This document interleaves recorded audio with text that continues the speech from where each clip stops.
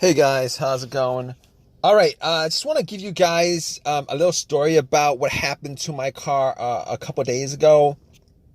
So basically, what happened was the car was driving fine all day without any kind of issue, uh, and I went to Walmart, parked it there, got something, came back, and out of nowhere, it wouldn't crank. So no crank, no start issue that I had. So basically, everything on the dash worked fine. Everything in the car worked fine. There was absolutely no issues at all. The remote worked fine. Was able to get into the car. Radio was blasting. Radio was on. Everything. All right. So basically, I was thinking to myself, probably the battery was the issue. So what I did was I turned on the headlights, went out and checked out the beam, just to give me a gauge on how bright the headlights were. I could probably determine whether the battery was good or not. And the headlights were really bright. So right off the bat, I was thinking if they were that bright, I should at least get like a really slow crank if the battery was kind of low. Regardless, I had to check out where the battery was. I went and checked out where the battery was just to make sure that all the terminals were clean and they were tight. And I noticed that the terminals were a little bit corroded. There was some white bluish stuff on there. So what I did was I took out a bottle of Coke, poured it on the terminals, and was trying to clean it with some paper towels, and was able to clean it pretty good. Now the terminals weren't super tight. I was able to wiggle it out, but they were snug in there, so I knew that it probably wasn't the terminal being loose that was causing the issue. And then after I cleaned it up, popped it back on, and tried to start the car, it did the same thing. It wouldn't crank, it wouldn't start. But everything else seemed to be working all right. So at that point, I was thinking to myself, all right, maybe it could be a weak ground wire. If you guys don't know what where the ground wire is, the main ground wire is pretty much the negative terminal, and most of the time it connects to the frame of your car. So I checked it just to make sure there's no corrosion, that it wasn't split or anything like that. There was no issues with it. So what I did after that was I had a battery pack that I bought a couple of months ago because I had the same situation where I swapped out the battery. I was hoping that it was the battery, even though I swapped it out, considering I could actually just swap it out, at Walmart. So I actually put the battery pack on there. It was at 100%. Tried to start it, and still wouldn't start. So at that point, I knew it was probably not the battery. And even though, I didn't think it was the alternator, I could probably just at that point rule out the alternator, because if it was the alternator, the car would have at least slow cranked, or I would have been able to start it.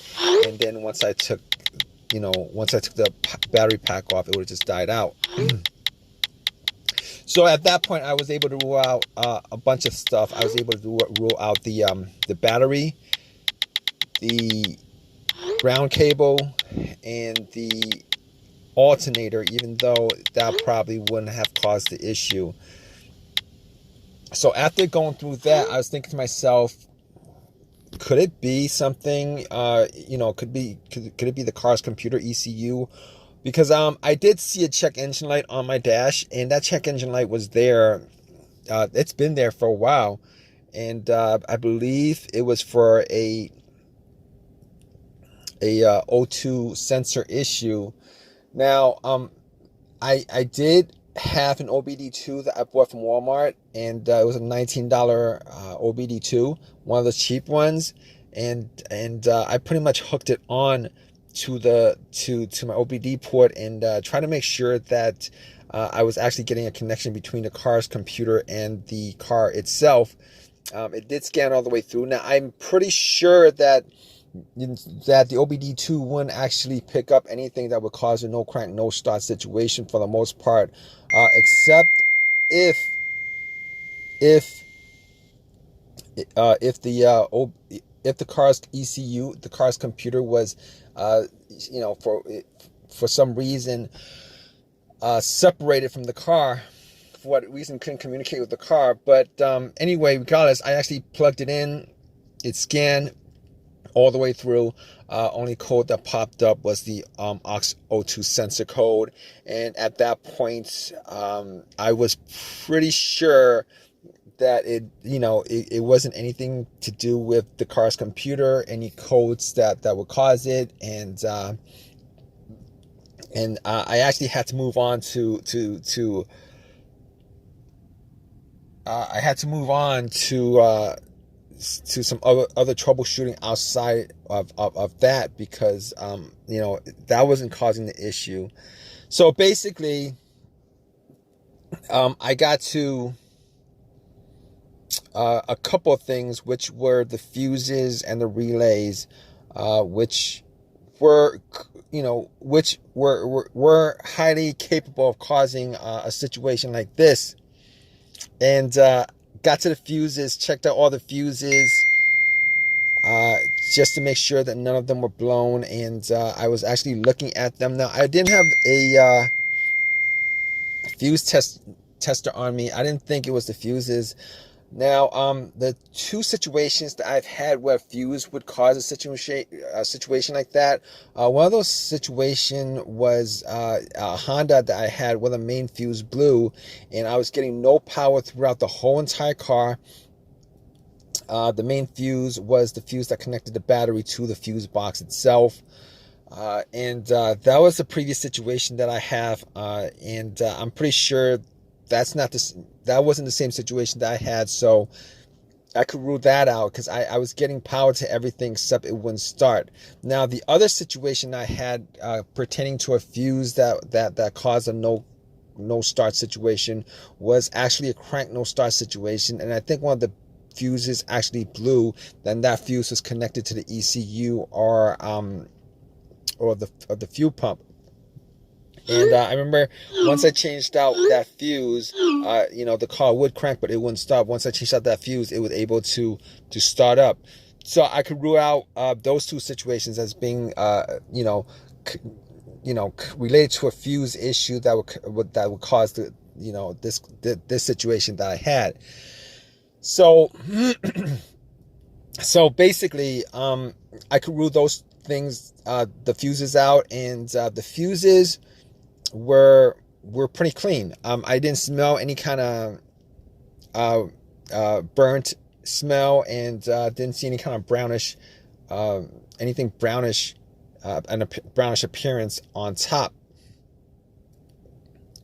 So at that point, I was able to kind of rule out the fuses, not at 100%, but I was able to rule out the fuses for the most part. So basically, at that point, I had a situation where I was maybe, it could have been the relays or the starter. That's what the two situations that came up. But I didn't think it was the starter, because I did switch out the starter about, I would say I switched out the starter about a year and a half ago, and that was, it seemed like it was a starter issue, but I didn't really want it to be a starter issue, considering I only put maybe like 20,000 miles on my car, and I think they should last a lot longer than that. But anyway, before I even went there, I looked at the relays, just to see whether they had issues or not. Now, I couldn't make out whether the relays had issues, but I did get to the starter relay. I pulled it out. It looked like it was a bit dirty or whatever, but I had some rubbing alcohol, put it on some paper towel, and wiped the connectors, put it back in, try to start it. It really didn't do anything. Didn't change up the situation. So I was thinking it was a weird situation, because it would click every time I would I would try to start the car. It would click, but it wouldn't crank. It wouldn't crank at all. Normally when it clicks, it normally means that the relay is working, because that's what the relays do when there's electricity going through, that it clicks to connect the connection, to whatever it's relaying the electricity to. But regardless of that, I actually had another relay that I was able to swap out with that, and I actually was looking for another relay with the same, with a similar relay in the box, and I was actually able to find one.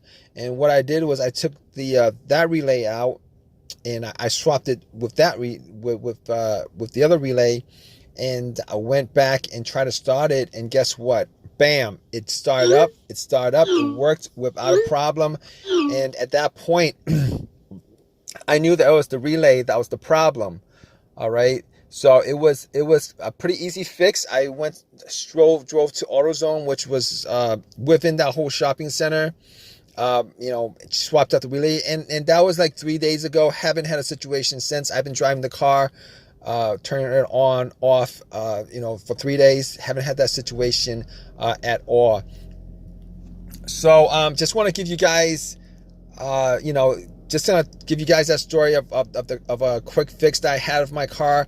If you guys are in the same situation, you guys watching this video, hopefully you guys have as easy of a fix as I had on my car. You guys have a comment, leave your comment in the comment section. Please give me a thumbs up. Please subscribe.